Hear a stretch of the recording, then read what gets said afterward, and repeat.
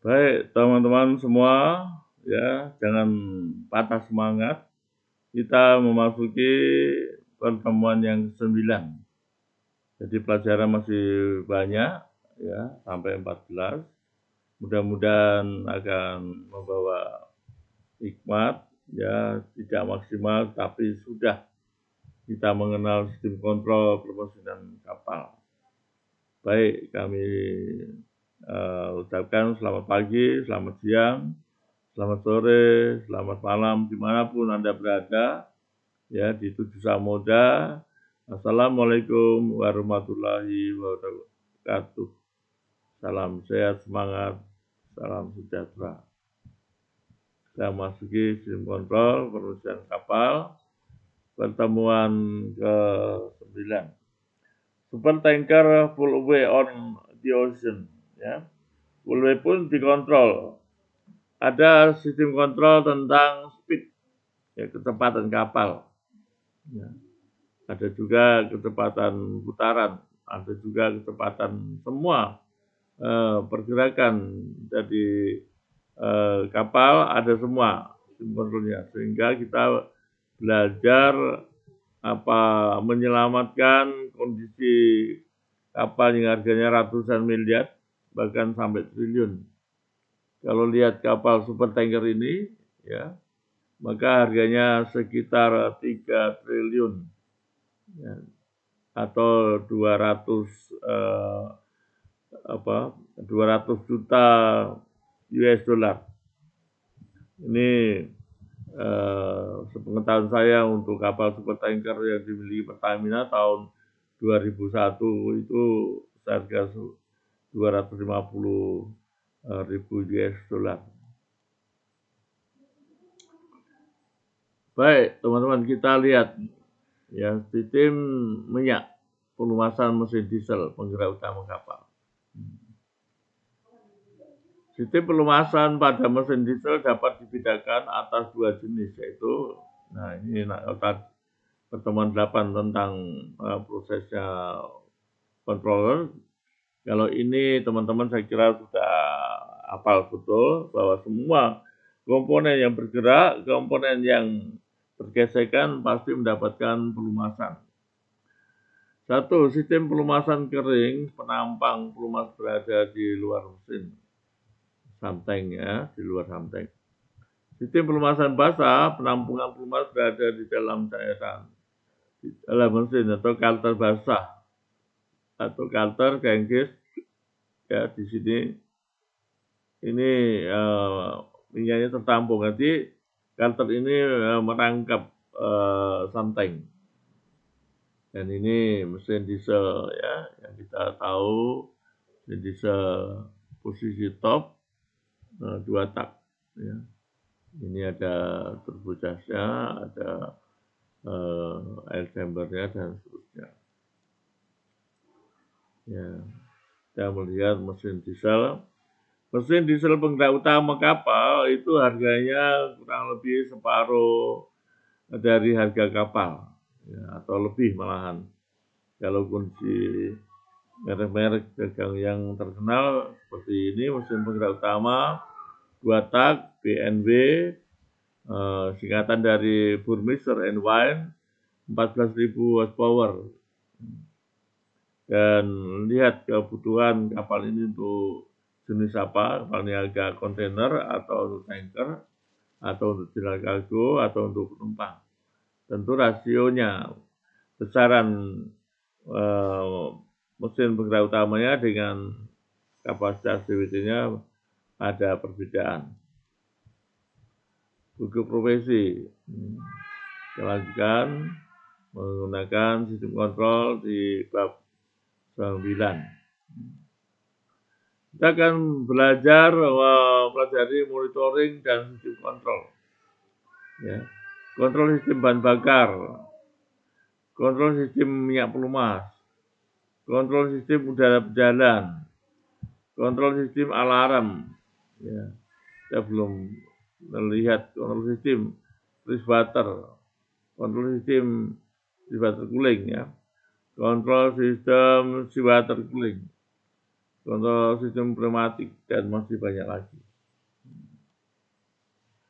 Tujuannya, setelah selesai mengikuti pembelajaran bab 9 ini, mahasiswa atau taruna atau masinis diharapkan mampu menjelaskan dan mengilustrasikan monitoring dan sistem kontrol. Kontrol pendinginan air tawar, ya, tadi belum sempat disebutkan. Kontrol bahan bakar mesin diesel 4 tak dan 2 tak. Kontrol fix propeller dan kontrol propeller, ya. Tadi ada kontrol propeller sendiri, CP, mesin induk, sistem alarm dan monitoring. Perhatikan, ya ini selintas singkat dari kurikulum vitae saya.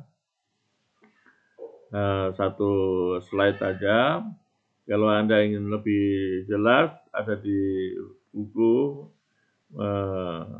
kontrol, ya. Sekitar untuk memotivasi teman-teman, kita breakdown semua sampai 7-8 halaman. Ya. 26 tahun saya berlayar, kira-kira 26 kapal yang saya jalani. Nah, kemudian di darat 16 tahun, kapal tanker yang saya jalani ada 5, gede semua, lebih besar daripada waktu berlayar, dan kapal kecilnya banyak, ya, kurang lebih 30 per tahun, 2 kali periksa. Mari kita lanjutkan. Monitoring dan sistem kontrol. Kontrol pendinginan mesin diesel. Sistem kontrol ini dimulai dari fixed water level expansion tank, ya. Jadi expansion tank yang di paling di atas itu water levelnya harus dikontrol karena ini menyangkut berat, tekanan, ya. Fixed water, high gas, temperatur, alarm dan shutdown, pneumatic control valve, aliran air pendingin, pengaturan sistem kontrol ini dilakukan oleh karena pengatur kontrol regulator valve atau katup 3 jalan three-way valve di saluran air tawar masuk sebelum masuk ke cooler air tawar, dan keran regulator atau regulator valve di saluran air tawar sebelum masuk ke heater. Ini saya kira tidak sulit, ya, Anda sudah mengalami. Dan kedua, regulator valve ini memperoleh sinyal masukan dan output controller yang bekerja berdasarkan aksi proporsional dan integratif, ya, integral. Berlaku juga untuk mesin 4 tak, ya, mesin 4 tak Niigata. Ini perawatannya cukup bagus, bersih, ya, pada kapal sudah ada 15 tahun ini. Tapi saya acungkan jempol untuk kapal yang kami charter dan kami foto. Turbocharge-nya, jacket water, heater, tank, kemudian seawater. Ini nama-nama di sini Anda bisa tebak di mana letaknya, ya. Water cooling system. Jadi semua mendapat bagian dari water cooling system. Masuk ke cooler, kemudian tekan balik lagi. Tapi ini panahnya masih ada yang kurang, yang masuk ke mesin. Tapi Anda bisa, ya, masinis semua harus bisa menggambarkan sistem dari free water cooling, atau main engine free water jacket cooling. Nah, ini tadi sudah singgung, mesin penggerak utama 2 tak, ya, membutuhkan tiap silinder pendinginan, dan semua mesin paling tidak sistemnya bersama. Sistem free water jacket cooling, sistem loop oil, sistem free water, sistem fuel oil, dan seterusnya sama, ya. Kalau masih disebut mesin diesel sama. Baik, ini juga kita mudah untuk memahami lagi untuk cooling system for main diesel engine atau main engine water cooling. Ya. Ini expansion tanknya di sini di atas. Kemudian turun dan seterusnya ya ke sistem. Ini GS cooling pump, water cooling pump. Nah, ini kaitannya dengan coolernya, mendinginkan cooler. Baik air cooler, setelah keluar dari air cooler, baru mendinginkan water cooler. Kontrol sistem bahan bakar mesin. Ya.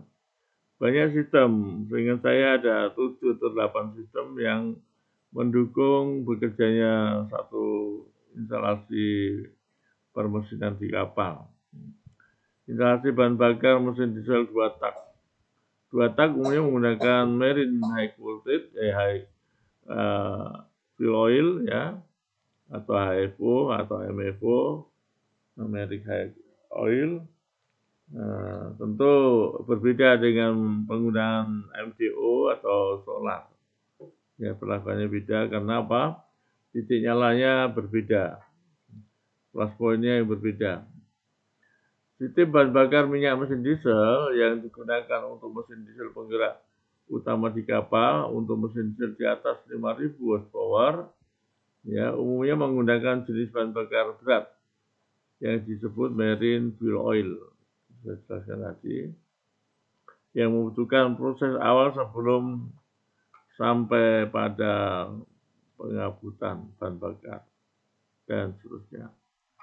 Hal ini sangat berbeda pada mesin diesel dengan tenaga di bawah 5.000 horsepower yang umumnya menggunakan bahan bakar minyak ringan atau marine diesel oil atau marine gas oil dan ya teman-teman, kita masuk di dalam instalasi bahan bakar mesin diesel. Ini tentu tanggung jawabnya seorang KKM. Waktu membuat spek permintaan bahan bakar harus jelas. Ya. Setelah bahan bakar itu mau dikirim kapan, entah dari tongkang atau dari darat, ya harus jelas juga, diperiksa betul-betul. Di sini ada istilah centrifuge, ventilasi, service, relay valve, dan ya baik sekali yang bagian-bagian semuanya dikontrol ya. Baik dari mulai something dan seterusnya. Ini gambarnya tidak digambarkan double bottom transfer pump yang masuk ke double bottom. Ya. Ini sudah ada di double bottom, kemudian di pompa baru naik ke settling dan seterusnya. Ya. Setting lewat purifier masuk lagi ke servis. Ya. Juga di servis ini harus diperiksa. Dan sebelum masuk 10 meter biasanya ada pemanas lagi baru masuk. Ini semua peralatan ini mengontrol perjalanan daripada sistem bahan bakar tadi. Ya. Terusnya sampai ke high pressure fuel pump dan seterusnya masuk ke injektor, fuel injektor dan seterusnya. Ya, saya bisa bayangkan bagaimana teman-teman yang bekerja di kapal siar ini ya cukup rumit dan tanggung jawabnya nahkoda maupun KKM dan Bon 1 sangat besar. Selain tanggung jawab pada kapalnya, juga tanggung jawab pada keselamatan awak kapal, penumpang, awak kapal dan penumpang. Ya ini mengulang lagi, ya tentu ilmu pengetahuan kalau belum dikuasai sampai 100% jangan ada kata bosan. Ya, kita pelajari betul-betul.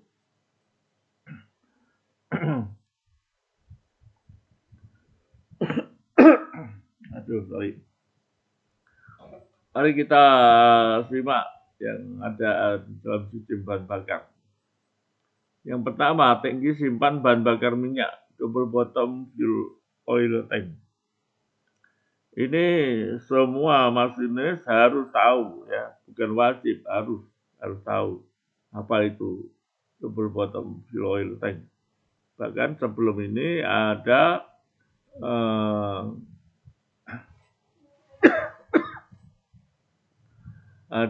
pipa yang untuk join dengan dari darat, ya, baik dari darat maupun dari tongkang ada pipa yang masuk ke double bottom. Kemudian di perlakuan di double bottom ini di luar konteks sistem kontrol harus dicampuri chemical, fuel oil treatment. Kemudian lanjut nomor 2, pompa pemindah bahan bakar minyak atau fuel oil transfer pump. Bapak tahu ini juga harus bagus melewati saringan. Saringan-saringan hisap tekan bahan bakar minyak ya diperiksa, dibersihkan. Yang keempat, tangki endap bahan bakar minyak atau fuel oil settling tank. Nah, di sini juga tetap di tangki endap sekali-sekali dicerat ya kandungan air yang di dalam tangkinya. Kalau FO ada heaternya ya dipanasi sekitar 80 derajat Celcius. Nggak usah khawatir karena fuel oil itu atau MFO titik nyalanya atau flash point-nya sekitar 135 derajat Celcius. Jadi kalau dipanasi 80 sampai 85 itu aman-aman saja. Memanas bahan bakar atau evaporator. Kemudian sebelum masuk ke servis ya, lewat yang poin 6 yaitu bahan bakar minyak purifier. Ya. Purifier ini ada teknik cara menjalankan dan lain-lain karena banyak sekali masinis yang tidak memahami atau kurang sabar atau membuat rusaknya pesawat purifier ini. Dan kerusakan ini sangat berbahaya karena bahan bakar tidak dipurif, tidak dimurnikan, tidak diseparator. Ya. Seterusnya tangki harian bahan bakar minyak, daily service tank. Ya. Itu seperti halnya settling tank diserat kandungan airnya. Baru masuk kepada pompa tekan bahan bakar minyak, high pressure pump. Ya. Pemanas bahan bakar yang berikutnya yang terakhir sebelum masuk ke injektor. Nah ini panas yang dibutuhkan bisa sampai 115, paling tinggi 120. Ya, sekali lagi karena flash point-nya 135 supaya membantu percepatan bahan bakar minyak itu terbakar. Pompa tekanan tinggi bahan bakar minyak atau push pump ya. Kemudian pengaput bahan bakar. Nah, ini B-nya jatuh tiap silinder. Pada bahan bakar marine fuel oil dengan titik nyala flash point-nya kurang lebih 130 derajat Celcius dan seterusnya ya. Sistem bahan bakar dengan menggunakan MFO berbeda dengan yang menggunakan solar atau high speed diesel yang tidak memerlukan alat pemanas. Secara sederhana, sistem bahan bakar pada mesin diesel dapat dilihat pada gambar 96 dengan pelatihan sistem kontak sama dengan prinsip kerja sistem. Kalau pelajaran sistem bahan bakar saya kira semua masinis sudah hafal ya. Masinis 5, 4, 3, 2, 1 harus ya. Baik bahan bakar untuk mesin utama maupun untuk generator maupun untuk boiler. Karena ini salah satu sistem yang dipakai terus-menerus. Letak valve-valve-nya, letak pompanya dan seterusnya. Kontrol sistem minyak pelumas mesin diesel dan seterusnya. Ya, sistem pelumas mesin diesel. Nah, sistem pelumasan pada mesin diesel dapat dibedakan atas dua jenis. Satu, sistem pelumasan kering. Tadi sudah singgung, ya. Berarti ada samteng, olinya turun dari cutter langsung ke samteng baru dipompa. Penampung pelumas berada di luar mesin atau samteng. Sistem pelumasan basah. Pelumasan berada di dalam mesin. Jadi ada dua sistem kering dan sistem basah. Dan kita bisa melihat sistem minyak pelumasan mesin diesel penggerak utama kapal. Tergantung, kalau efektif minyaknya sedikit ya bagusnya cutter basah, ya. Tapi kalau banyak ya pakai samteng. Tinggal kebutuhan dari mesin itu sendiri. Sistem kontrol udara, ini banyak nih. Nah, dan seterusnya semua pengendalian tekanan udara.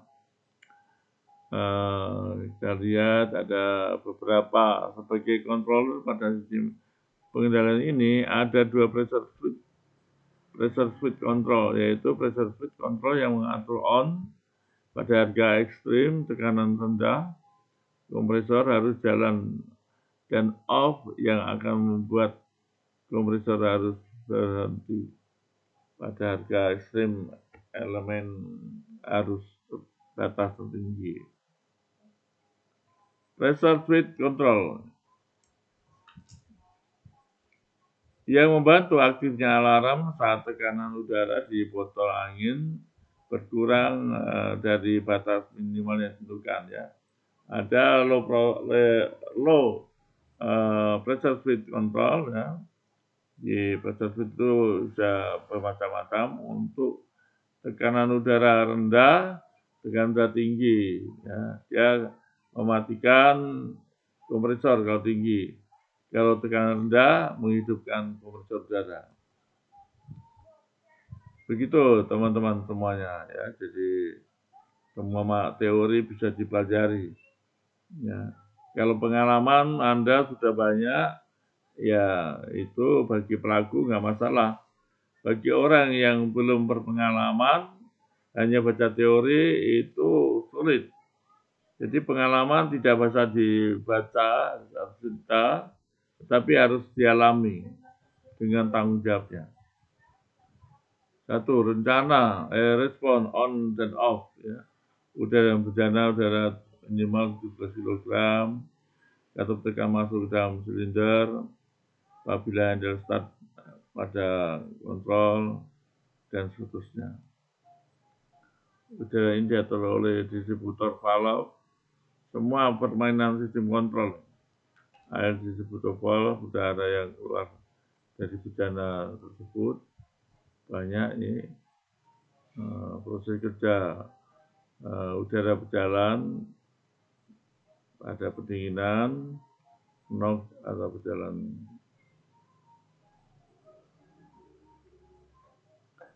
Ini sistem udara berjalan mesin utama, ya. Tapi ada gambar yang lain yang jelas. Nah, ini gambar sistem kompresor bermacam-macam. Yang peak kompresor dia tetap, ini portable, bisa pindah kemana-mana. Kemudian sebelum dipakai melalui air dryer, kemudian katup, ya, dan baru kita lihat di manometernya. Kemudian lari ke pneumatic control, ya, atau air silinder ini harus bersih dan kering supaya piston dalam silinder udara ini tidak macet. Ya, ini katup cara berjalan cukup lama kalau saya jelaskan satu persatu. Gambar ini bisa teman-teman melihat di video Bravo, ya. Bravo keberapa, ke-6 atau keberapa, tentang pneumatic control atau air starting valve, atau, ya, ini air starting valve. Kemudian di sistem udara di video Bravo 6 barangkali ya, bisa dilihat tentang mesin diesel penggerak utama. Sistem alarm dan monitor mesin. Ini mengarah kepada mesin nanti pada akhirnya tanpa dijaga dia harus dikontrol. Oleh karena itu, setiap bagian dari kontrol ini para masinis harus memperhatikan betul dan dipelajari berulang-ulang sehingga timbul keyakinan ya kamar mesin tidak dijaga pun asal Anda di kamar punya sistem kontrol. Mari kita lihat ada monitoring merupakan indikator preventif, maintenance, saat waktu tools manajemen tidak lagi mampu menjaga kondisi kinerja mesin diesel ya. Monitoring ini kerjanya. Pengontrolan alam mesin diesel, kontrol temperatur, baik low temperatur maupun high temperatur. Kontrol tekanan oli. Kontrol kecepatan engine dan dinamo starter. Engine dan dinamo starter ya. Dinamo starter lengkapnya. Baik, kita lanjutkan mengenai soal latihan ini. Untuk kilas balik, sebutkan 3 sasaran utama dari sistem kontrol terhadap mesin diesel dan jelaskan cara melakukan sistem kontrol tersebut. Kita bisa lihat bahasan sebelumnya. Sebutkan gangguan yang dapat ditimbulkan dalam sistem kinerja mesin diesel yang bekerja secara terus-menerus ya. Nah, gambarkan sistem kontrol pendingin mesin diesel. Baik, kata Pak Henry, masalah dapat menjadi suatu kesempatan yang baik jika kita mau bekerja keras. Ya. Jadi kita jangan lari dari masalah, tapi masalah itu akan memberikan kita kesempatan berikutnya. Baik, ada perlu dibanggakan, perlu bangga karena yang kita kerjakan bukan untuk ecek-ecek kapal kecil, tetapi kapal very large cargo carrier atau super tanker. Ya, itu saja teman-teman, kita akan jumpa di pertemuan yang ke-10 dan apa yang kurang paham di pelajaran 9 tadi perlu diulang lagi ya. Jangan ragu-ragu karena menyangkut kepentingan pribadi, menyangkut kepentingan jabatan, tugas, ya, pangkat dan kedudukan Anda di kamar mesin sebagai engineer dan seterusnya. Ya. Inspirasi kita adalah ketika kita melihat satu mesin diesel bekerja dengan baik, nah, dia akan bekerja terus-menerus. Kalau tidak dikontrol, ya tidak akan pernah berhenti sampai bahan bakarnya habis. Oleh karena itu, sistem kontrol bukannya 1-2, banyak sistem kontrolnya. Ada sumnya, lumasnya, dan sebagainya.